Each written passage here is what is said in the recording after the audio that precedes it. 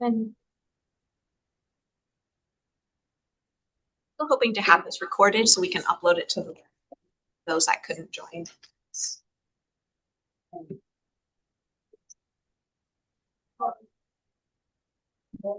Is anybody dealing with an unreasonable amount of things happening right now? My phone won't stop.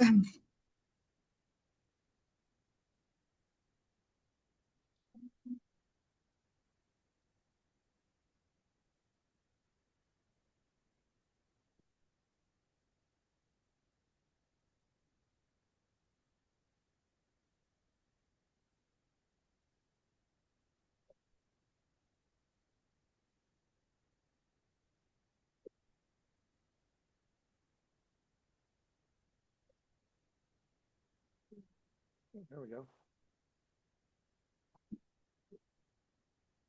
Usually it is pretty easy when we have these Zoom meetings. I have two screens and I keep you all over here. All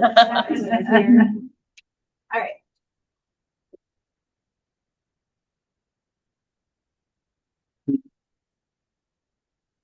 Hey, well, hi everyone.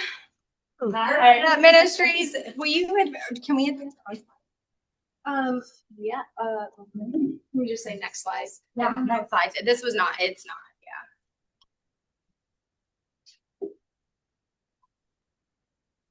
I'm Pastor Anna. You'll see my picture on the next slide. I serve as the pastor, the mission developer, which is what the Lutherans call church planters. So that's my role as Lutheran pastor, is church planter and executive director at Fed Up Ministries. And I'm Maddie. I work as the director of programs and really oversee and support all of our day-to-day operations across our programs, which you'll hear more about in just a little bit. Yeah, now it's great. That's okay. I appreciate that. The feedback's a lot. We often have that problem because like everyone sits in the same meeting and we're all on our Zoom screen so we can see. Yeah. So at Fed Up, our mission is to meet people where they are, serve individuals with dignity, employ our guests, and advocate for systemic change. Because we believe in this inclusive and equitable environment where everyone is nourished in mind, body, and spirit. And we can't really do that. We can't nourish the whole person if people's physical needs are not met. So it starts with that physical need, but then it turns into so much more. And it is about the physical, the spiritual, the mental, emotional, kind of all aspects of that. We value people, the people that we serve in the community, of course, right? The people within our organization.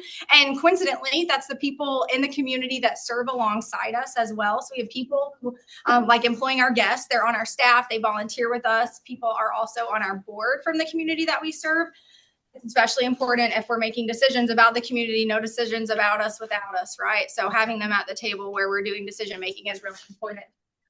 Dignity is really important. So we're remembering that everyone is beloved. Everyone is created in this beloved image, and that it doesn't matter what you've done or what you failed to do, like you are worthy of love and goodness and being treated as a human. So dignity is really important. And then the quality, maybe you guys have had some of our food when we've had a flop, but quality really is important to us. We've had a lot less flops lately, a lot more amazing things, but sometimes it's hard when you run a lot of equipment, have a lot of people who are maybe not as skilled at some of that stuff, that quality sometimes suffers, but we really try to be sure that what we're putting out there is something that we're proud of. And then service, everything we do, we just kind of have that service mindset, but not charity mindset, right? Like in church world, we think a lot of charity, and my job as a pastor is to help people think of mutual aid, right? The people that we are serving, they are serving us too. We all have something to give and receive, to learn from one another. And so that's kind of at the core of everything that we do. All our programming, all our decision making, we try and keep those qualities, those values at the core of what we do. Next slide, please. So we did have some highlights that I wanted to share this year. So we moved into a new building. We have, as we've existed since 2021, we've been in Ann Arbor at Zion Lutheran Church, where I served for a few years. And then we moved to Growing Hope in Ypsilanti with our partners last year. And now we've settled in First Presbyterian Church in downtown Ypsilanti because they have a commercial kitchen, which we have 24/7 access to, which is amazing because we need that with as much work as we do. It's not the end though, because, you know, I did the money on national TV. And so that has like started the spiral into us raising money to buy our own building, build our own space where we can also store all of our vehicles. We have a shower trailer, a laundry trailer, a food truck. We want to be able to store them inside so that we can use them all winter long. Last year, our trailers were outside all winter, and we were able to use them for some really important things that happened. You guys remember the flood that happened in Detroit, right? We took our trailers out there. That was like one of the key places we used it last year. The year before that, we used our shower trailer in the city of Ypsilanti at the warming center. The problem is that when you have electricity around folks who are living outside, they might unplug it to plug in their heaters or to plug in their, cell phone. And so we had a lot of damage done to our vehicles last year, which is, and you'll hear a little bit more about that in programming.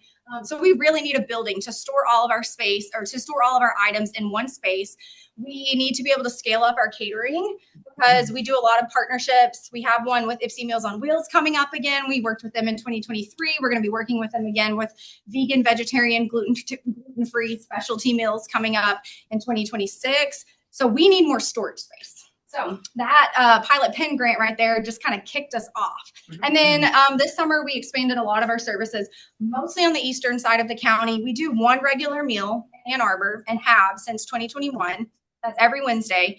But the rest of our meals are regularly in Ypsi and Ypsi Township, just because there's a huge need around there. Folks who are unhoused in that community don't have access to St. Andrew's Breakfast Church because most of them don't have bus tokens or bus passes all the time. They don't have access to, lunch at Delonis like our folks in Ann Arbor do. They do have the Hope Clinic meals most of the days of the week, and then we do one on Wednesday when Hope Clinic doesn't do it. But by and large, there's a huge need in Ypsilanti, and so that's kind of where we have been expanding.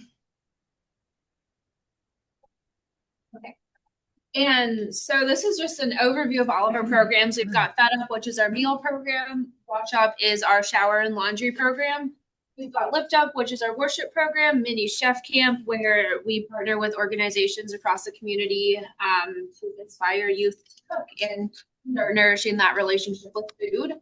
We also just started Buddy Up, and by just, I mean like last week this happened. It was in the plan since 2024. Yes. We finally have an intern crew from U of M who've been able to carry it out along with the national landscape around food access and needs.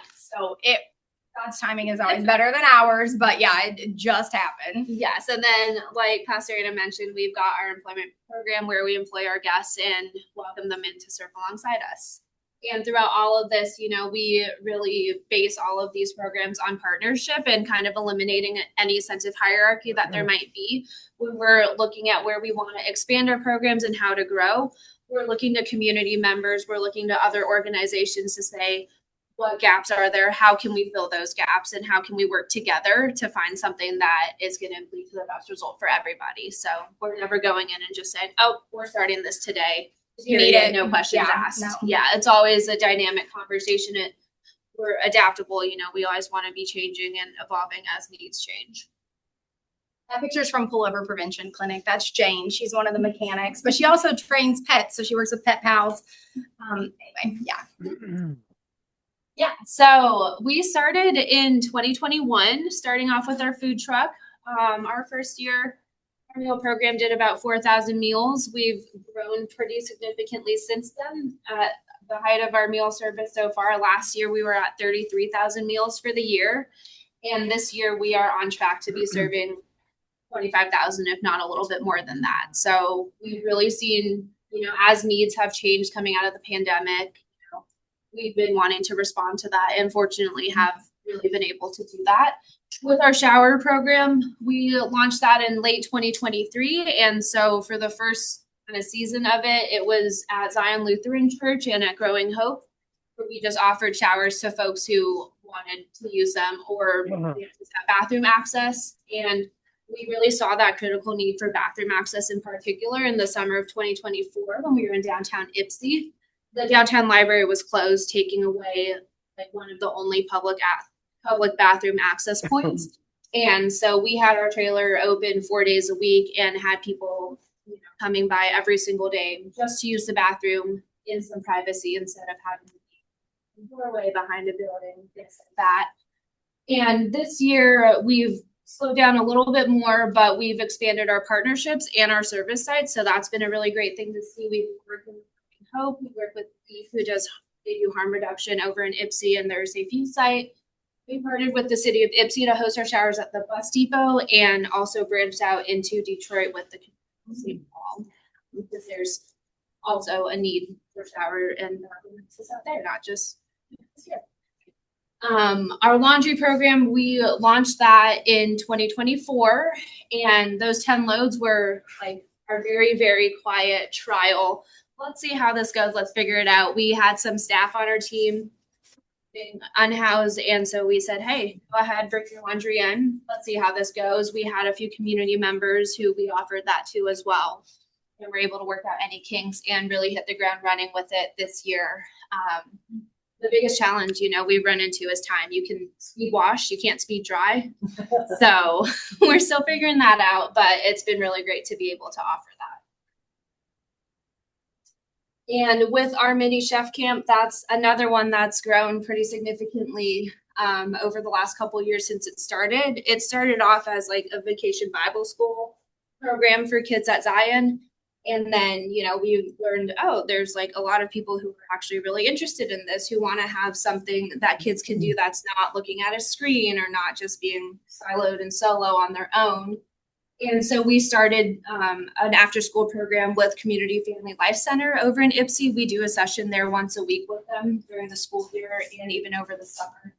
And we've continued that for the last 2 years now. We've also done one-offs with 242 Community Church, with First Presbyterian Church in Ann Arbor. We partnered with Educate Youth, and their students now, after completing, I think it was a six 2-hour sessions with us, they come and help serve with us and volunteer every Wednesday during our meal service. They're not coming. But they're not coming this week. Yeah, we have to get volunteers tonight. It's always something, right? Okay, really quickly, I thought this was going to be, the Ann Arbor mamas who like to spend $600 or $800 a week on their kids going to camp in the summer. I was like, this is going to be a great fundraiser for us. We have a kitchen and we have space, and yeah, we've never done it as a fundraiser. It's only ever been like partnered with the library, partnered there, because honestly, like the point of it is to like give kids a positive experience around food and cooking. And sometimes in food insecure communities, like maybe kids don't get to sit down around the dinner table and eat with their parents because they're working too much, or maybe they don't have ways to cook as much in their house, so they're not as exposed to as many foods, and there's not as, people get an artichoke and they're like, what the heck is this, but like we can show you how to cook an artichoke and it's going to taste good, and then you're not going to be as like, okay, maybe I'll try something new because I've done a weird thing before. There's a 4-year-old, she's now 7 in our community, but she remembers when I made her cut mushrooms, and I didn't make her cut mushrooms, but it was part of the taco bar that she did back at Zion. And she still talks about when Pastor Anna made me cut mushrooms, but now she's like willing to try more foods that feel funny, like mushrooms feel. So, that kind of sticks with me. Sorry. Yeah. And then we've got our Buddy Up program. That is our grocery and food access partnership program that we are launching with Peace House in Ypsi with Sherry Wander. And the main goal of this is to connect people who have the means for transportation or financial support with folks who have a lot of challenges accessing a grocery store or getting to a food pantry. So what we're doing is we're pairing those community members with the folks who have transportation or have some means to support and saying, here you go, like we'll make this introduction for you and we'll support you as you all figure out how to get on a grocery shopping schedule, maybe how to do some meal planning. Just really ensure that there's some stability when it comes to food access. And our last one is our employment program. So in the time that FedUp has started employing folks, which I believe is 2022, it's our very first employee. I was alone for an entire year doing the first year with volunteers, but staff in 2022.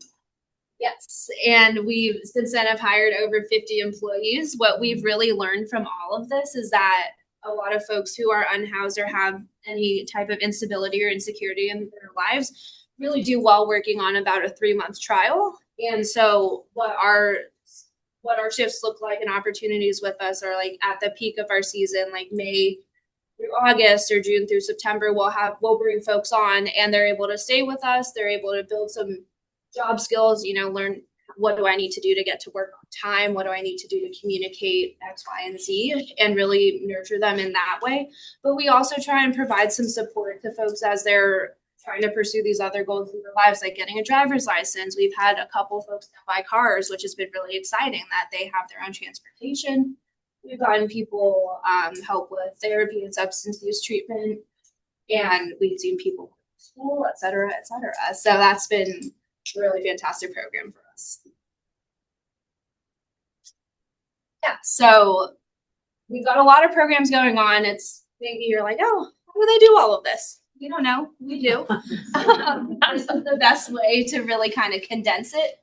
But in our summer busy season, we're 5 to 6 days in the kitchen with 4 to 5 free meals a week. On top of that, we've also got our catering program, and the donations we receive from that go directly back into our programs to help us cover food costs, supplies, staffing, etc. We would usually have our showers and laundry out 2 to 3 days a week. We try and host those two together at the same time. With the meal too. With the meal as well. We've learned it's better. Yes. Everything we do is better around food. Yeah. Everything's better around food. Yeah. And then we would have 1 to 2 days of a mini chef camp program, and then Lift Up is a weekly service that goes all throughout the year, even in the colder seasons. But in the winter, we slow down, but just a little bit. We're usually in the kitchen 2 to 3 days a week, and at that point, we're making meals for the warming centers. This week we're here 6 days. This week we are here right now. It's really not. It's never that. Yeah. Yeah. So busy season, slow season doesn't really exist for us. It's always ebbing and flowing. Indoor, outdoor. Yeah, indoor, outdoor, maybe. That's do it. But Wash Up, we close down for the season just with all of the challenges that come with trying to find a spot that our equipment can stay plugged in and stay warm and stay heated, so we're not freezing lines and damaging our heating system and things like that. We're still doing mini chef camp, and we've still got Lift Up. So everything we do is centered around relationship. And this is like the pastor part of me that I love, the church part of me. Like my church is out in the community now. It's just not in the pews, but people call me all the time. Pastor Ian, I got to talk about something. Someone died. My drinking is too heavy. Like I need, what do we do? Where do I go? Right. So I do a lot of like coffee one-on-ones with people. Baptisms in the park at Liberty Plaza. This particular man in the community, we love him so much. He's an evangelist. He will tell you all about it and how I baptized him in the fountain and how you can get baptized too, and you don't have to change your religion, which is not true. You are becoming a Christian if I baptize you. But man, so we follow people. I'll just tell a little story. 5 years ago, at Liberty Plaza, when we were first starting, it was in a partnership with Ann Arbor Police Department. And it was because there was a lot of stuff going on at the plaza, a lot of violence, pulling weapons on each other, drug use, fighting, getting cop calls all the time by people around, right? So some of the community engagement officers who are now detectives and sergeants, at the time they were like, we need to bring resources here, help people move on, right? Help them get the shoes that they need to go to their job interview, help them get connected with CMH, help them get connected to the PATH team, which was at the time, I don't know anymore. So we were like, cool, don't arrest anyone while we're here because, we're going to be bringing people in to serve a free meal. Please don't arrest anyone. Let's just get them resources. Everyone agreed to that. It was a great partnership. I can't really say I trust the police department, but I really like working with Ann Arbor because they are, they have put in the work I have seen to treat our people with dignity most of the time, at least when I'm there. Right. And so there was this one particular officer who had previously arrested this man on the screen right here. He'll tell you the story probably if he remembers it. He was kind of intoxicated, but he took the microphone from me while we were talking at the plaza, and he just starts praying. And he starts praying for the cop that arrested him, that God would forgive this cop. Okay, great. But I was moved to tears a couple of weeks ago. One of the guys from the shelter who was in and out of housing and treatment, but he was housed at the time. He just passed away. And it was I got a call from 2 or 3 people in the community who were like, Travis is in the hospital. He's in a coma. He's probably not going to make it. And so I was sharing with this man on the screen this in the morning about it.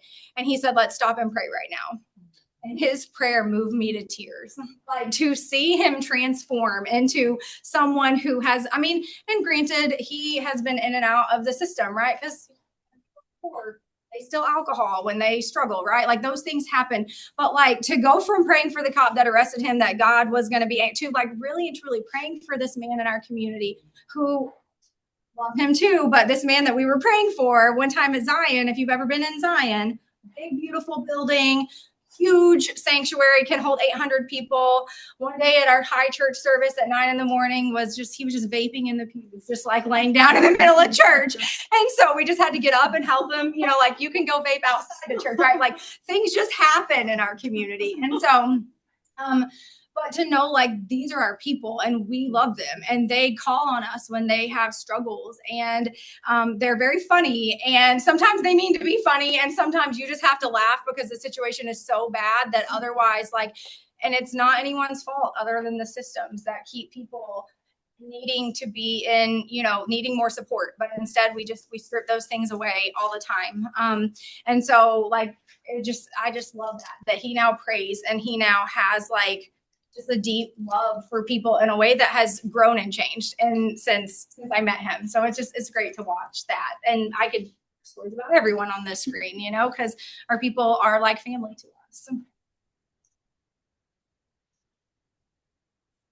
We are partnering. I accidentally left this in from a previous presentation to my bishop's council recently. We're going to be expanding not our regular services in like Detroit and Flint, but we have some Lutheran churches in the areas who have asked us to bring out and Episcopal churches who have asked us to bring out our shower and laundry trailers. So this year we're going to be partnering with other faith communities to help give them tools, teach them about de-escalation tactics, teach them about like what mutual aid looks like versus charity, and give them like space to either come prep at our kitchen or we would make food in our kitchen and then they take it back and serve in their communities so that they can continue doing something long-term and reaching out into their communities. Well. So we're looking for like 5 church partners. I don't know if any of you guys are faith-based people or faith-filled people. It doesn't have to necessarily be a church. It can be anybody, but like outside of the county that like they're looking for ways to serve free meals in the community. Like this will be paid for by one of the Lutheran grants that we are getting. And so I'm really excited. Like if you know anyone outside of Washtenaw County that just like wants to get out the walls of their buildings and build relationship, send them our way because we're going to be looking for new partners to just journey alongside so that other people can do kind of. These are just pictures of our food, y'all. If everything that we cater is stuff that our people eat in the community, we will not serve something to people who can pay to people and serve something different to people who cannot pay, which makes it challenging for us to order a lot of food from food gatherers because like when we do a catering job, we often match, we just say, okay, now we've got a free meal coming. We're going to match that together. Prime example, yesterday, a company called us for a taco bar at 12 p.m. yesterday for lunch. And great, we have 2 free meals in the evening in Ypsi Township in different locations. If you do taco bar for 50, we're going to prep taco bar for 150. And then we're going to take the other and we're going to serve it at our free meals, right? So everything that you see up here, if we are doing a job for someone in the community, most of the time we'll then be able to double that and put that back into our community. So all of our partners help us do that when they hire us for catering. Everything is always donation based. We never have like set pricing. We work with whatever people's budgets are because we recognize like some orgs want to give more and they are like happy to give so that it's not going into like a corporation, you know, pocket. And then other people, they can't really afford it, but they have a really awesome event and they need to get people there and they do that with food. So we want to partner with those folks too. So everybody remember that when you're. Oh, don't worry, we brought catering cards. We did. Thank you. Yes, call us. Okay, you're catering. Yeah. There's one more picture of food on there, I think. These are some pictures. Recycle Ann Arbor is a strong partner with us. That's some food that we used to do food for their employees for 2 years when they were employing the same kind of folks that we employ and serve. And their program kind of changed in their MRF building. But then also this is our first round of partnerships with Ypsi Meals on Wheels. So we like package things, temperature control it, and then they're able to take to their seniors in the community, which is pretty special.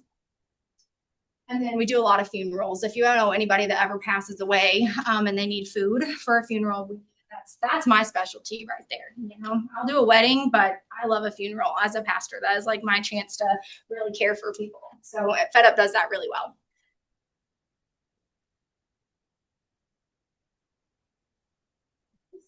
There we go. All right, these just pictures of our trailers, Peach and Rosie, and our food truck, her name is Daisy. So Mario theme. All right. Digress. These are just pictures of Lift Up. Pastor Dave is my retired co-pastor. He often shows up as a clown. People from the community bring their talents, their musical talents. They sing, they bring their guitar.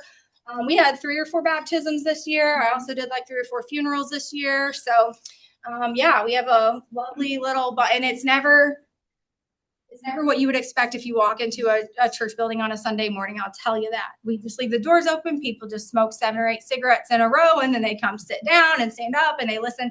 You know, we have a lot of Narcan around just in case, but people come as they are, and they are just welcome whatever that looks like in that moment. They are welcome. And so we need you. Next slide, please. You can refer people to come volunteer in our kitchen. You can refer us for catering. You can also just refer when people need to give some money away and it's just burning a hole in their pocket. And then you can refer guests to us. So at the end of this, there's a flyer. And I don't know if I did send you the flyer also. And it has all of our meal services and wherever we'll be for our winter programming. But if you watch our social medias, you will see where we are like throughout the rest of the year. Our website is always up to date with where we're going to be as well. So send people there. They will almost always encounter a friendly, smiling face. I say almost always because sometimes people in the community get rough with each other, and then we're dealing with that for a moment, and then we turn around. But we're always just happy to see people. Yeah, there's the flyer right there, but it's going to be in your email later also. And I think we just have one more slide before we get to ask us questions. Thank you.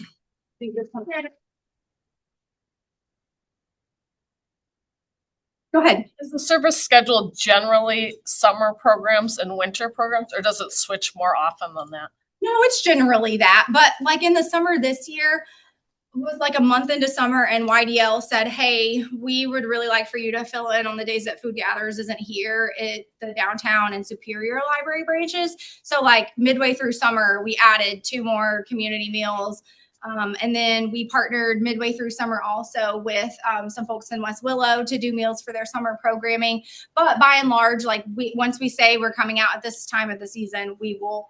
And Wednesdays are always the same, but the other stuff kind of ebbs and flows with like what our partners ask of us. And, you know, we try and show up for community groups that are doing great work with youth. And if they need a meal to get more youth to come out, we want to be there because that's a better place for people to be than get in trouble and stuff as like with programming. So we always show up like that. So another hand. And you had one too. I'm sorry. I saw your hand for either one. Well, I just want to know, how can we find out more about the catering? We've got cards. We have a catering. Wow, I just threw all of my business cards everywhere, but we do have catering cards right here. We were going to get around to like sticking a mailing label here and sending them to all our partners. That didn't happen. So you'll see like, why is it shaped weird on the back? That's why we learned next time when we soon, but we have enough for everyone. We'll pass them around. I have a couple questions. Do you all accept benefits? Are you able to even do that? Okay. No, but we don't ask people anything when they come. Like we don't ask if you've eaten already that day, how many people are in your household, what's your zip code. Like you just get in line and serve you. And then you answered my question in terms of the church partnerships. Churches are interested in. Oh, well, that too. I mean, I'm sure we can partner.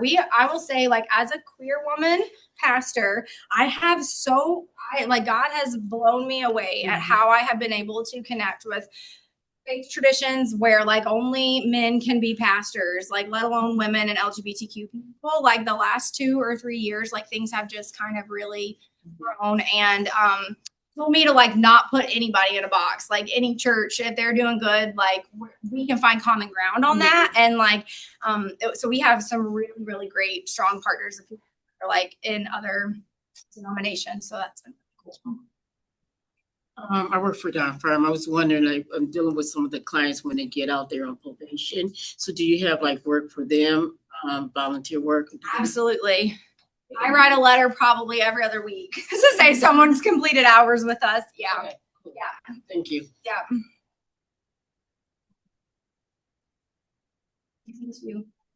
Oh, okay. So I'm actually on your calendar. So, we'll get a lot of calls from folks who are looking for food access, different sort of services. So if I have my team just kind of have your calendar up and look, for example, tell them about the worship and free meal next Wednesday. And people do not have to stay for worship. The meal is first, so we do not hold your food hostage. You can come to the end and stay, but like you could eat, and you can also eat, hang out outside the whole time and never step foot inside to the service and then hang out when we're all done. Like people do that all the time. So there's no requirement to be a part of. So it's truly just walk in, they don't have to register anything. Yeah. Okay. And most of our meals right now are also at the Daytime Warming Center because we serve people that eat from our truck, but then in the winter they hang out at the warming center just because that's where they go. So also there's no requirement there. They do want you to sign in, but you literally could make up a name and sign the little form, just some scribbles, but they just have a sign-in sheet so they can track how many people come in, and then you can just slip. Other questions? Any online questions? I checked. See any. It's supposed to be chat. I sure hope everything over there in Zoom land is working. I'm a little discombobulated with everything, so I didn't find any questions in the chat. I sent out a chat asking if there were any questions. Okay. I do have one more question. I don't know if you can answer this. I'm curious how you got started in this, doing the trucks. So I finished seminary. I have my Master of Divinity, and I was going to move back to Atlanta with my wife because that's where we were just like, oh, we want to go. We came from Philly. I'm originally from East Tennessee. And then COVID happened. When I moved here, my internship, it was just like, so we were here and kind of stuck. There weren't really open calls. My bishop said, I don't really think I can like find a full-time call for like a queer pastor. You're in like a multiracial family. You've been divorced before. Like, I don't have a congregation that can call you right now.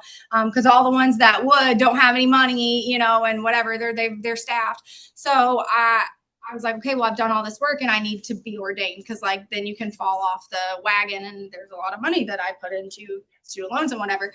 So, at the same time that this was happening, I worked at Chick-fil-A for 5 years. I started when I was 14. So I love to show love through food and hospitality, through like breaking bread with people and fellowshipping with people.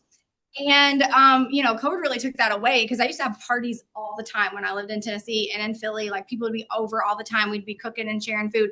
And then I was serving in a congregation that's now closed and now is the Hub Center, part of Peace Neighborhood in Sugarbrook. But Commissioner Hodge and his wife Tajali, who I didn't really know them at the time, but Tajali was the neighborhood beautification leader and whatever, the neighborhood president.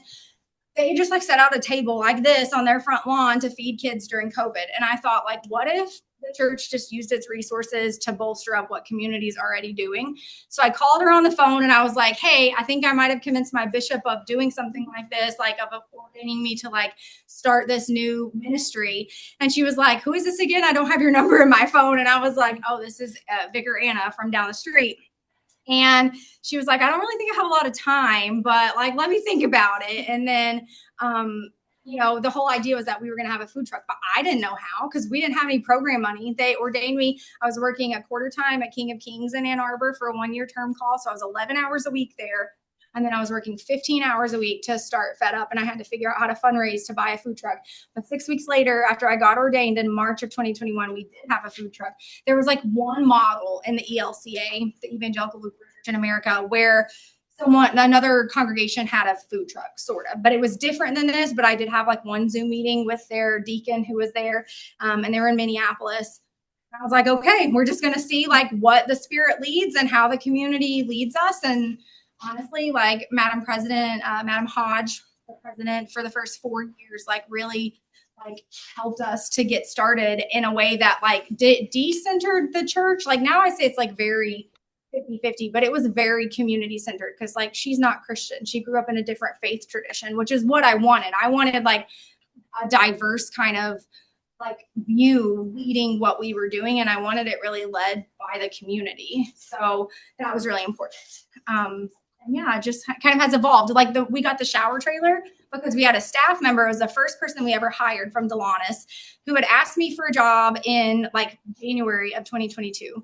And I was like, we were at the warming center. He was like, hey, do you have a job for me? You keep bringing food over here on Wednesdays. And I was like, not right now, but I'll remember you when I do. And I did. I just kept going because like crazy all the time.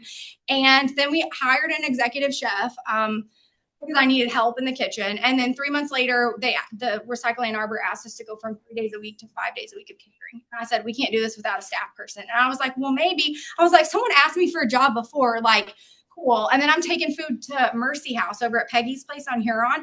I get out of the car and there he is. And I'm like, I don't remember your name, but I've seen you before. And you said you wanted a job. We're hiring now. And he walked from Delonis to Zion every day.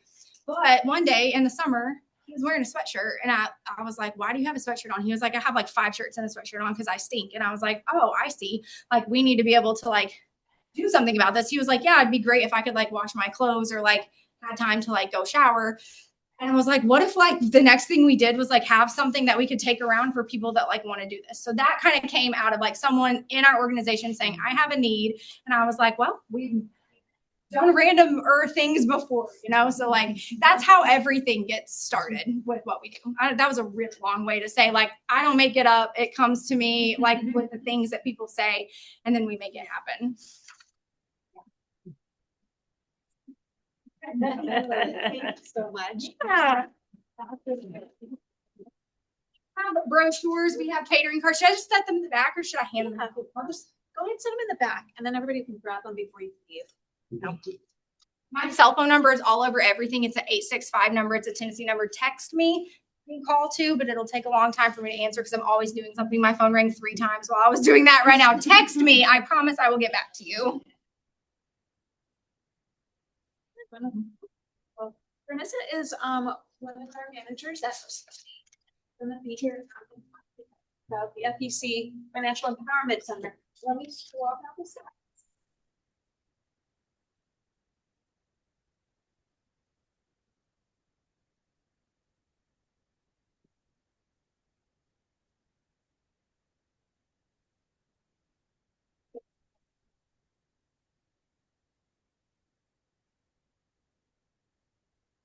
Have had their food. They catered for small business expo, Sandra's on time, great price. The food was really good, and they did some other stuff.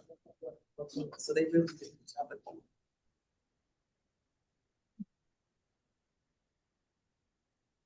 that. Thumbs up, so I think we. So, okay, thank you. Go ahead when you're ready. So good afternoon, everybody. I'm Sharnessa Williams, and I will give you full transparency. I am not a financial empowerment counselor, which means if you have deep questions, I am not going to answer them correctly today. But I will leave you with an email that you can do what you need to do with that and get the right.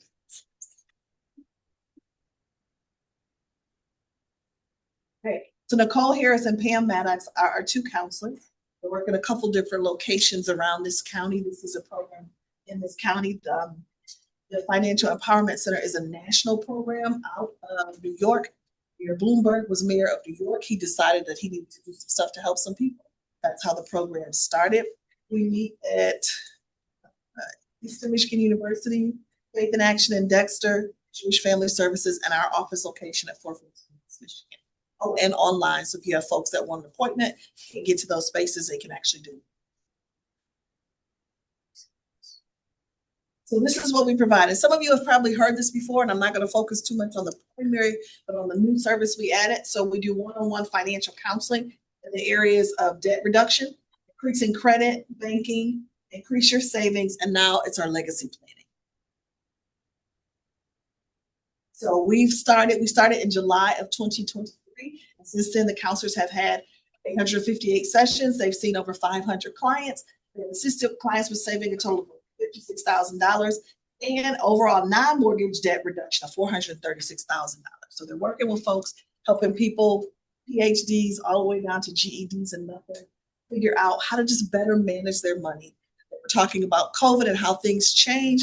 We changed a lot with credit, a lot with debt with some folks, and so we're really just helping get to a place for them. All right, so these are some of our outcomes, and I just talked about the non-mortgage debt, releasing accounts, protecting assets, legacy planning, open, safe, and affordable banking. That's what that banking was. A lot of people aren't able to go to some of the bigger banks because they don't have what the deposit amount is. So they could go to other sources to be able to do that and not a check cashing. But there's some credit somebody. But $5 is what you need to start making. And sometimes that can be and increasing the amount set aside for the future and increasing the credit score 35 points. These all helping as you are helping people with human services need, like increasing credit, maybe all those things help people. So those are some of our outcomes for the past 2 years. All right, so legacy planning. This is new.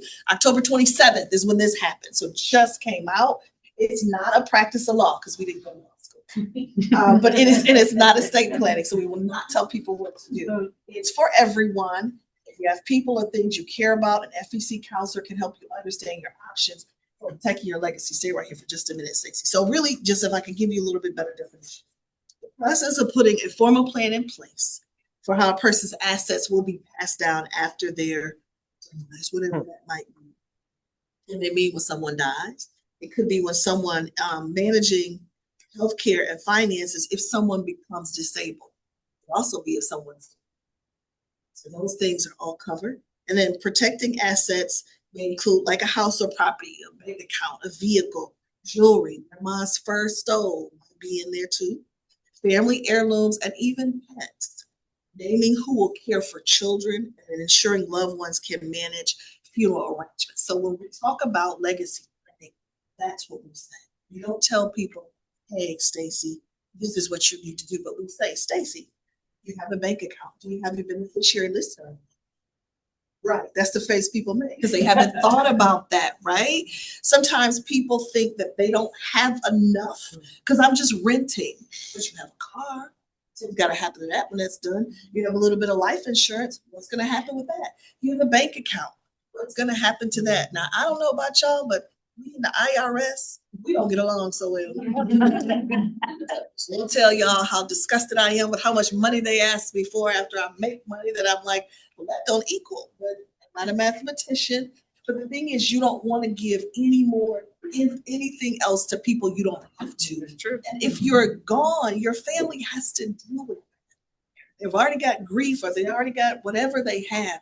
You don't want to add to that. So this is what will happen with the trust and wills. And it's a free service. People don't have to pay us for anything. They don't have to pay for our basic services and they don't have to pay for the legacy planning. So it includes 4 things. And it's last will and testament, the HIPAA authorization, advanced healthcare directive or the living will, and the power of attorney. So folks can get all of those 4 documents done. They will meet with the counselor. The counselor will ask them a series of questions. So they, like I said, are your life insurance policies up to date? Go through a divorce. Do you have your old spouse's name on it? Do you like that person enough to keep them on it? Or do you want to take them off? I mean, these are questions. My children are now 20 and 23. Well, at some point in time when I was married to their dad, they were younger, so he was the beneficiary. But 2023, it's them now. So those are questions to be asked because we don't think about it that in the course of a day we're working and doing all the things that we're doing. And so we want to be able to help folks be able to do. And then, so they'll meet with them, review those things, and then they send them a link. The link is free. They've got a year to get this done from the date, and it doesn't cost them anything. They go in and they fill out the things they need to fill out, and we send them right back to them. So it's pretty simple. And the counselors will sit there and go over. The counselors can help review the assets, insurance and titles, update account beneficiaries, and their clients to resources that will help them prepare letters and documents, and real guardianship plans, and our returns. That's it, y'all. So if you have questions, I'll stay here and answer a few if I can. But if I cannot, That's our website for folks to make an appointment or ask questions. And the thing is that I want to impress upon you all is while it's for our clients, it's also for us. And let's be clear. If you go to an attorney's office, a state attorney, they're going to say, hey, can I have $3,500? Now, I'm not saying you don't have $3,500, but you might have $3,500. But this is a completely free service. And if you can save $3,500, $4,000, then that's worth it to be able to do something else with that. So I tell people it's also a benefit for staff. So that's my FEC. You have questions? Yes. Just for Washtenaw? So this is, you have to live or work in Washtenaw County. Detroit has one and Lansing has one. Okay. So you can go to either of those. Yes, ma'am. I got a couple questions. So while it's my turn, if I could ask them. Okay. So with the legacy planning, and preparing documents, you guys will partner with the different entities that help with the documents, or do you guys prepare them yourself? We will not be preparing any document. Okay. We will ask people to review their assets, and all of those documents are on the link. And there's a help button, I guess, if you say on the link that they get sent, and they go in a portal and they will fill all them out. Awesome. Is there I see that there are only 2 financial empowerment counselors. So is there a capacity or a wait list rather? Not right now. No wait list right now. Not right now. And if they can handle 25 folks a week, we have not gotten it. I ain't saying y'all gonna make that happen today, but we're okay to see, each of them is okay to see that many. Okay. I did have a third and then I forgot it, so I'll probably come back. That's fine. Somebody else had their hand up in the back. Lady right here. I'm just curious, do you guys go into schools? So they've got to be 18 or up. Okay, so right, adult classrooms. Yes, ma'am. Do you guys specialize or have knowledge of like special needs adults and the things, all trusts and all of that kind of, I mean, it's more complicated, I feel like. So we're not going to do that today. Thank you. I think that they got some training on that and who to refer people to, because that is a part of it, is if you have an adult, daughter, son, or even parent, you need to make sure that's protected. So they have an access to be able to refer. Do you know if those referrals are also free then? I do believe so. And then there, I think it's Michigan Legal Help.org. Google that, because they also have some of this on there. Do you remember your question? No. You know, okay. Any other questions? There's some stuff in the chat. Oh. It's curious. Okay.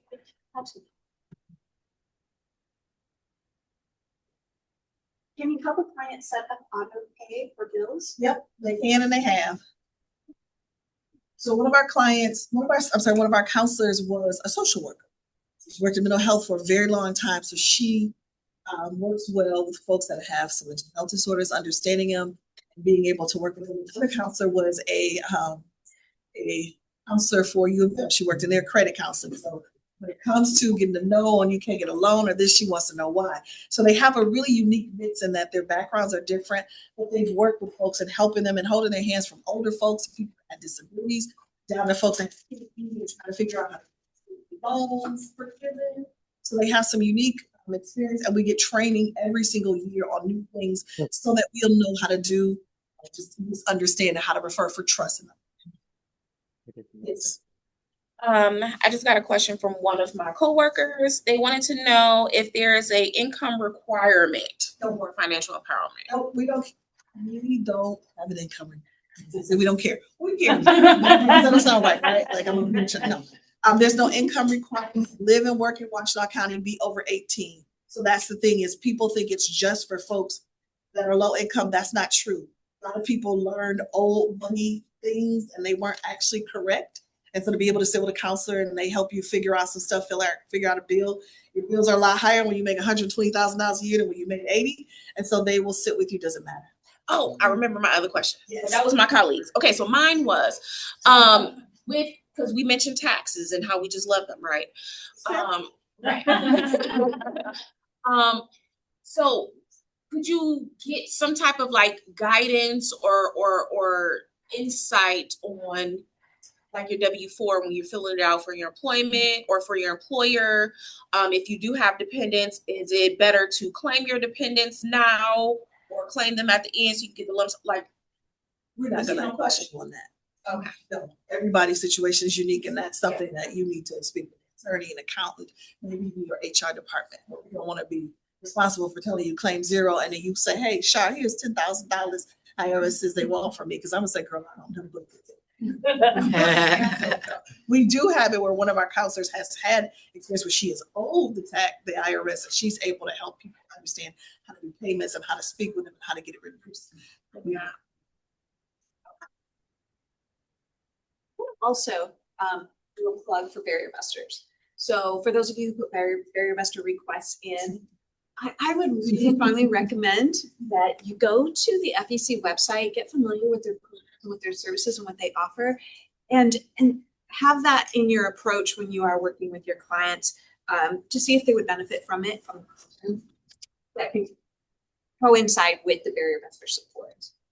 Sometimes it's good that those are looking for like that DTE support and the management, making sure that going forward they're going to be okay to pay it. So we want to ensure stability when we give this service. So I recommend checking out FEC, look at their website, get familiar, think about your clients and if they might need this service and recommend them.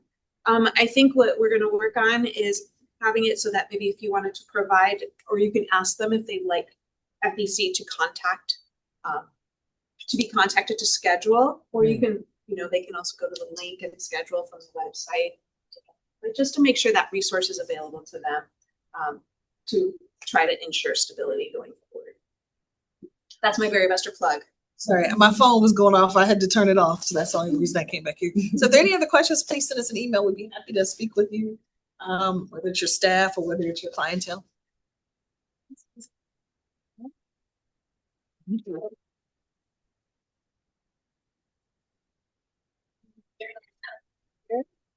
All right, so now, so we are scheduled in this room until 3. So, we have a little bit of time, and we've also been here for about an hour. But I want to give this opportunity if anybody wants to stand up and share about a program, service, anything that's new, you want to share from your agency to all of us.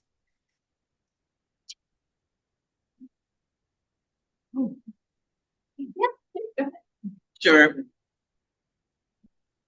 Again, my name is Joy Taylor, and this is Kelly Higgins. We are at the Washtenaw ISD. They call us Jelly because we do post-secondary transition, and we really specialize in our students with disabilities, right? So our students with IEPs or 504 plans. And so these are some of our upcoming agency fairs, our parent and guardian workshops. We have coming up in, let's see, March 26th, we have Transition Law Night. And so that's when we have 2 attorneys come in and they do a presentation, but they talk about guardianship, supported guardianship, all those different things, and it's free, right? So a lawyer comes in and it's free. So they come in and give that information on that night. Also, we have a My Able Parent Workshop, and that is where parents are able to set up accounts for their students who are for their children who have disabilities. So when they leave, that things are already set in place. And so they come in and do that's a free service as well. And then in May 2026, we have our Transition Information and Services Student and Parent Workshop. And so we have we had one in October, we had over 34 agencies there at that meeting. In May, we tend to have a few more because that's our evening workshop. And so this is for all of our families in Washtenaw County, because we serve the entire Washtenaw County. And this is for anyone who lives in Washtenaw County. So even if they're not in a public school, we service our public school academies. So that's our charter school. So anybody who lives in Washtenaw County, this is for you, for anybody who who student has the IEP or a 504 plan. And so please take advantage of these services. Also, Kelly has left this, created this, and so they are always able to go and access this. So we service students up to 26. So, but this agency, this website, services people with disabilities to all ages. So they can always scan this code, go and look on our website and look for agencies. And we have every agency we have on this website, we have vetted personally to make sure they're not taking advantage of our families and our students. So if you know anybody, get one of these cards, give it to them. They can scan it, put it on the refrigerator, and they can always access this. Thank you, guys. Your guys' weekly resource, or maybe it's not weekly, but whatever it is, it's great. Look at it every time. Oh, thanks. Transition tips. Thank you. That. Yes, Okay. yes, Okay. yes, Very yes. good. Thank you. Yeah. Whatever, just whoever, I just, one thing I want to share, we brought the flyers behind you, and it just, lays out many of the services that you can access without a library. You know, our public services, we also have a notary service, which probably is gonna need to when you get your will. Absolutely, right, and so there's no fee for that, we have. Awesome.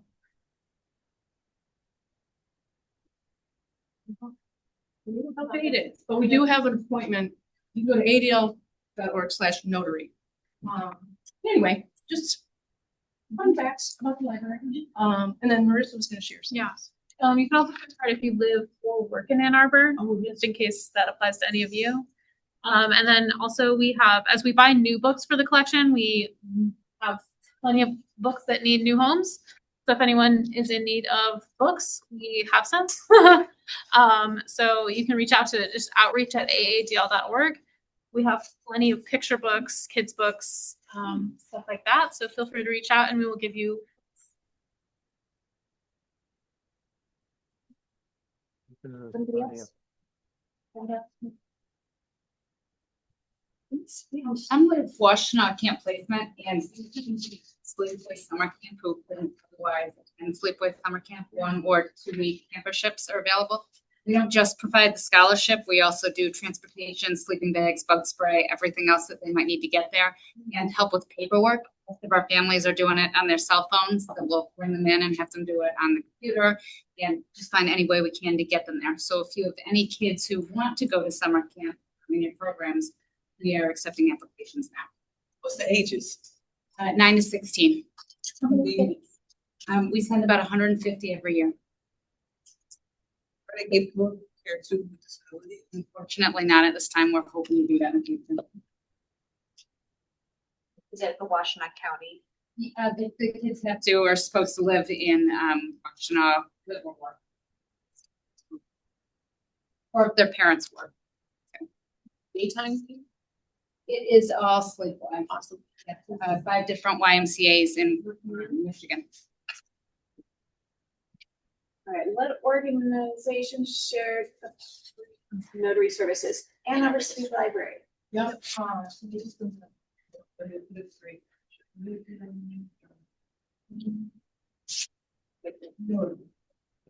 That's my coworker. I'll bring her a flyer. Yeah, but everyone should know, adl.org/notary, and then there's an online. Do you want to send me that? Tell me that again. And I'll put it in. Yes, aadl.org/notary.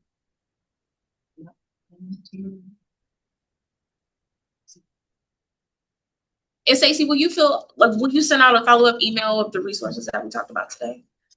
Say that again. Will I send out an email with all of our slides and everything? Or yeah. Yes. So as usual, I will. So hopefully this has been recording, and then I'll have this available.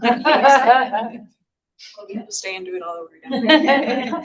I'll put it on the website with the slides, with our 2 presenters' slides. I think what I like doing too is putting it in the slides, also attached in the email. So I will send that email and attach these slides to I've got everything for you on the website, and then here's also the slides.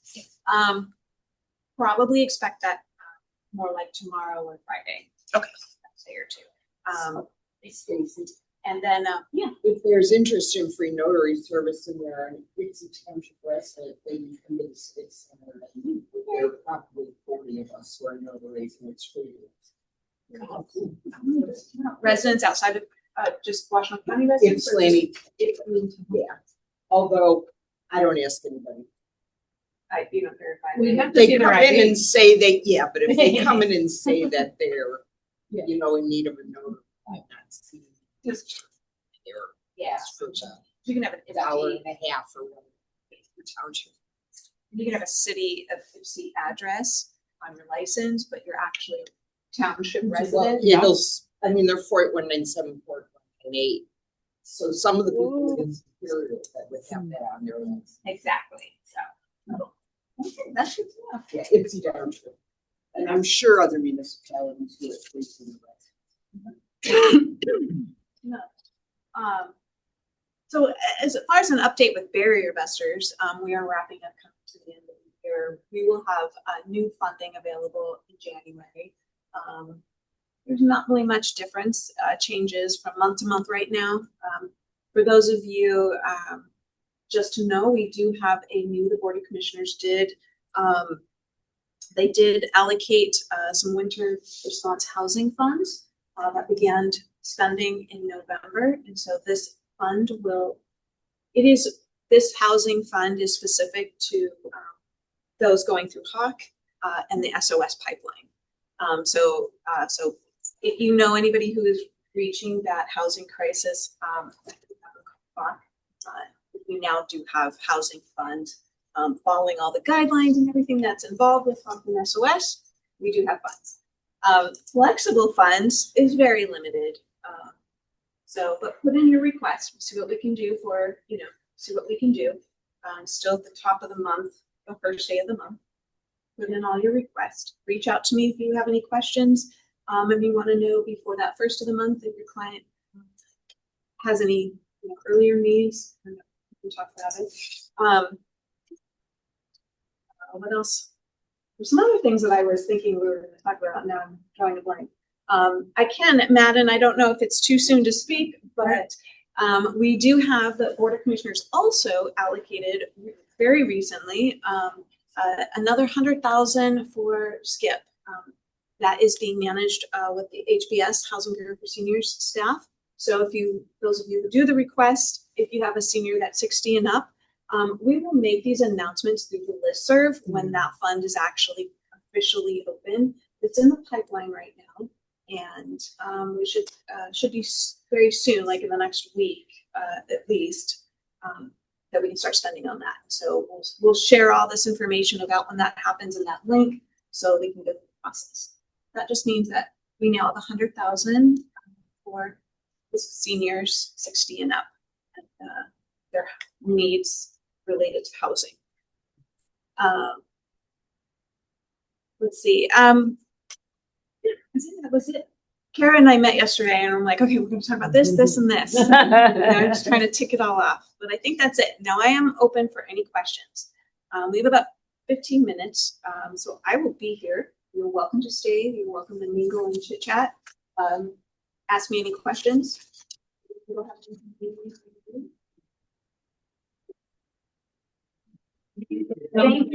Have some snack.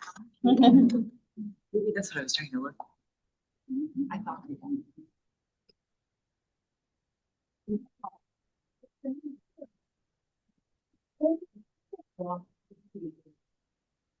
No, we